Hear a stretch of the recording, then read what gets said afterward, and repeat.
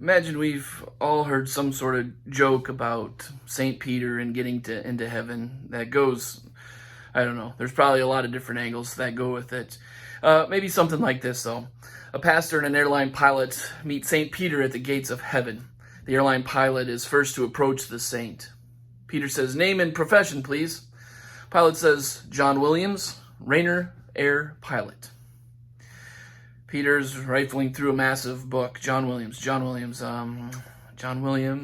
yes, got you.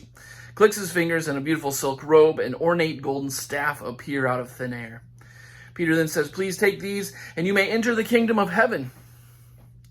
Pilate says, "All right." He grabs his robe and his staff and he runs through the gates. Pastor approaches next. Peter says, "Name and profession, please." Pastor says, "Frederick Adams, pastor, preacher, religious leader." Peter says, "Frederick Adams, okay." He's looking through his book. "Pastor, yes, here you are, I've got it." Peter then snaps his fingers and a simple cotton robe and plain wooden staff appear. Peter says, "Please take these and you may enter the kingdom of heaven." The pastor pauses. He wants to choose his words carefully here.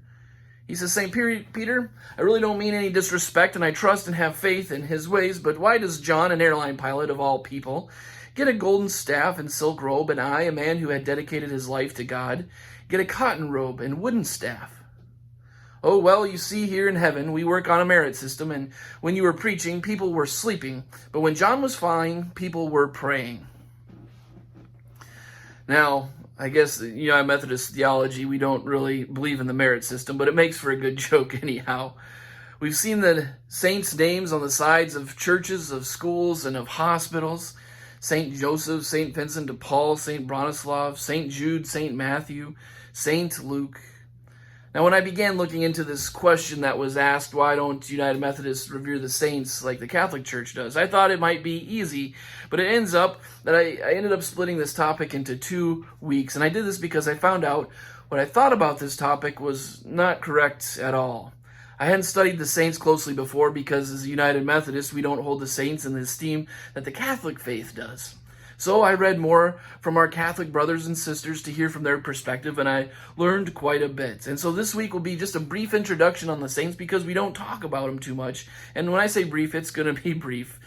So not nearly even beginning to reach an extensive level. It's very, very pre-extensive. So next week, then, we'll talk about United Methodism and the saints, or lack thereof, in our denomination. Now, according to the Catholic Church, a saint is anyone in heaven, whether recognized on earth or not, who form the great cloud of witnesses. And that phrase, great cloud of witnesses, we see in Hebrews chapter 12, verse 1. The title saint denotes a person who's been formally canonized, that is, officially and authoritatively declared a saint by the Church as a holder of the keys of the kingdom of heaven, and is therefore believed to be in heaven by the grace of God. The Catholic Church teaches that it does not make or create saints, but rather recognizes them. Proofs of heroic virtue required in the process of beatification will serve to illustrate in detail the general principles exposed above upon proof of their holiness or likeness to God. Essentially, their life will show that they are above and beyond maybe a normal human being, and that they have this likeness to God, this closeness to God, these unexplainable actions that normal humans wouldn't be able to do. Now, the first Catholics revered as saints, they were martyrs who died under Roman persecution in the first centuries after Jesus was born. These martyrs were honored as saints almost instantaneously after their deaths, as Catholics who had sacrificed their lives in the name of God. And over the next few centuries, however, sainthood was extended to those who had defended the faith and led pious lives. With the criteria for canonization not as strict, the number of saints soared by the 6th and 7th centuries. The numbers are quite outstanding, and depending on where you look, you're going to come up with different numbers, but they're in the tens of thousands, if not more. And there's a lot of names that we have, but we have no idea about their stories anymore because they've been lost to history. Now, on the 3rd of January, 993, Pope John the 15th became the first pope to proclaim a person as saint from outside the Diocese of Rome. And this was on the petition of a German ruler, and then so Pope John the 15th canonized Bishop Ulrich of Augsburg.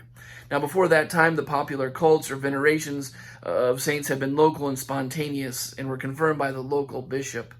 Bishops, because of this large number, before Pope John the 15th came along, stepped in to oversee the process. Now, after Pope John the 15th in 993 and around 1200, Pope Alexander III, really outraged over the proliferation, decreed that only the Pope had the power to determine who could be identified as a saint. Alexander was reportedly angered about one saint in particular, whom he believed had been killed in an alcohol-fueled brawl and was therefore not worthy of canonization. So there's a little scuttlebutt for you. Now, the process by which someone becomes a saint is called canonization. We've talked about that, I guess, a little bit already. The Catholic Church has canonized around 3,000 people. The exact number is unknown because not all saints were officially canonized. Now, before I mentioned the number tens of thousands, and this goes back into the first number of centuries and the kind of the local flavor and the local setting to venerating a lot of the saints. According to the Church, the Pope does not make someone a saint. The designation of sainthood only recognizes what God has already done. And as I alluded to before, for centuries, saints were chosen through public opinion, that kind of local setting. In the 10th century, Pope John the 15th developed a little bit more of an official canonization process. And this process has been revised over the past 1,000 years, most recently by Pope John Paul II in 1983. Now, overall, the process to become a saint is a lengthy one, taking decades and even centuries to complete. So there's just some really brief background. And so next week we'll talk a little bit more about the beliefs around the saints and why Methodists don't pray to them. That's often a question that comes up. So, all right, folks, we'll look forward to seeing you Sunday morning on the west side of the church in the lawn between the building and Garfield Street.